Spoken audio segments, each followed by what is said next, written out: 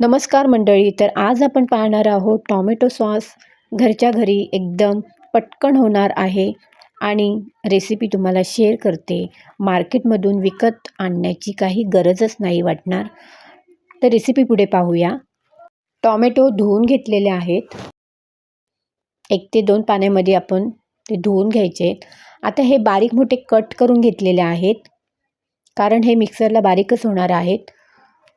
लसूण वापरलेला आहे, अद्रक वापरलेला आहे आणि 1 ते 2 मी बेडगी मिरची वापरलेली आहेत आणि 1 कांदा घेतलेला आहे. आता ह्या मिक्सरला आपण सगळं बारीक करून घेऊ. मिक्सरला बारीक झालेलं आहे. आता कढईमध्ये आपण हे टाकून घेऊ. हे मिश्रण टाकून घेऊ.